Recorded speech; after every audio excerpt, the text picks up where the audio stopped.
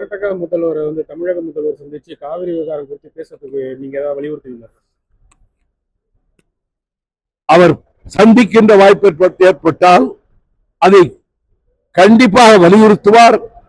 மேகதாட்டு பிரச்சனையிலே இம்மையளவும் அவர் விட்டுக் கொடுக்கவில்லை நம்முடைய மாண்புமிகு முதலமைச்சர் சகோதரர் விஜய் அவர்கள்.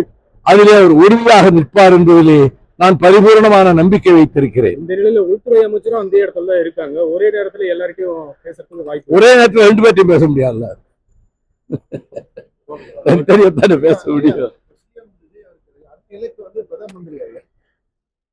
தமிழ்நாட்டுக்கு முதலமைச்சர் என்பது அவர் விரும்பி ஏற்றுக்கொண்டிருக்கக்கூடிய பொறுப்பு. அவர் தமிழகத்தை தாண்டி ஒரு எடுத்து வைப்பதற்கு ஒரு காலம் முனையவும் மாட்டார், விரும்பவும் மாட்டார். I know him well. கர்நாடகாவில் 3 தமிழர்களுக்கு கொல்லப்பட்ட நிலையில கர்நாடகா சிஎம் சென்னை தமிழகத்துக்கு வராரு. எப்படி பாக்குறீங்க? 3 தமிழர்கள் படுகொலை செய்யப்பட்டது ஈவு இரக்கமற்ற அக்கிரமமான செயலாகும். ஏற்கனவே கொழுந்துவிட்டு எரிந்து கொண்டிருக்கக்கூடிய வேதனை உணர்வு, மேகதாட்டு அணையை கட்டியே தீர்வோம் என்று குக்கரித்துக் கொண்டிருக்கக்கூடிய கர்நாடக மாநில அரசு, அவருடைய முதலமைச்சர், அந்த நிர்வாகத்தின் கீழே காவல்துறை இருக்கிறது. 3 தமிழர்கள் எந்த குற்றமும் செய்யாமல் அநியாயமாக கொடூரமாக கொல்லப்பட்டிருக்கின்றார்கள். கொலை குற்றவாளிகளாக அந்த குற்றம் புரிந்தவர்களை கொலை குற்ற கூண்டிலே நிறுத்தி அவர்களுக்கு பிணையில் வெளிவர முடியாத வகையில் வழக்கினை நடத்தி தண்டனை கொடுக்க வேண்டும் என்பதும், பாதிக்கப்பட்ட குடும்பங்களுக்கு குடும்பத்துக்கு 1 கோடி ரூபாய் கர்நாடக அரசு தர வேண்டும் என்பதும் எங்களது கோரிக்கையாகும். மாநிலத்தோட பிரச்சனை மற்ற தலைவர்கள் கருத்து சொல்ல தேவையில்லை, மற்ற மாநில விவகாரங்களை நாங்கள் தலையிடுவோம், எங்களோட விவகாரங்களை யாரும் தலையிட வேணும்னு சொல்லிட்டு அது அவருடைய அகந்தையை காட்டுகிறது, ஆணவத்தை காட்டுகிறது. தமிழ்நாட்டைச் சேர்ந்த தமிழர்கள் எங்கே உதைப்பட்டாலும் துடிதுடிப்பது இங்கே கோடிக்கணக்கான தமிழர்களின் உணர்வாகும்.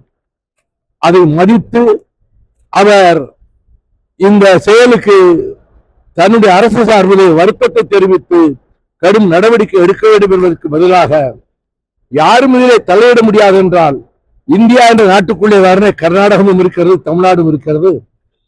அவர் பேசுவது, கர்நாடக முதல்வர் கூறியிருப்பது ஆணவத்தினுடைய வெளிப்பாடு, அகந்தையின் வெளிப்பாடு. அதற்கு பலத்த கண்டனத்தை தெரிவித்துக் கொள்கிறேன். உள்துறை அமைச்சர் அமித்ஷா இங்கு வருவது ஒன்றும் ஆச்சரியகரமான நிகழ்வும் அல்ல, இது முதல் தடவையும் அல்ல. ஆனால் அவரது நடவடிக்கைகள், போக்கு அனைத்து மாநிலங்களையும் அதன் தனித்தன்மையும் புல்டோசரை போட்டு நசுக்குவதை போல நசுக்கி, இந்தியாதான் இந்தியாவிலே எல்லோரும் படிக்க வேண்டும் என்று இதற்கு முன்னரும் பல முறை சொன்னார். மாநில உரிமைகளை தகர்க்கின்ற விதத்தில் ஒரு எதேச்சாதிகார ஆட்சியை நரேந்திர மோடி நடத்துவதற்கு வலதுகரமாக இருந்து வருகின்றவர் தான் அமித்ஷா. இங்கே இருக்கின்ற ஆளுநர் அத்துமீறி செயல்படுகிற அர்லேக்கர், அவருக்கு முழு ஒத்துழைப்பையும் தரக்கூடியவர் தான் அமித்ஷா. எங்களை பொறுத்தமட்டில், எங்கள் இயக்கத்தை பொறுத்தமட்டில் அமித்ஷா இந்த நாட்டின் ஒற்றுமைக்கும் ஒருமைப்பாட்டுக்கும் ஊறு விளைவிக்கின்ற விதத்தில் அவர் மாநில உரிமைகளை சாடியும் இந்திய ஆதிக்கத்தையும் இந்துத்துவ கொள்கையும் நிலைநாட்ட துடிப்பவர் என்பதால் அவர் மீது எங்களுக்கு நம்பிக்கையும் கிடையாது. எந்த விதமான அவருடைய போக்கு எங்களுக்கு உடன்பாடும் கிடையாது.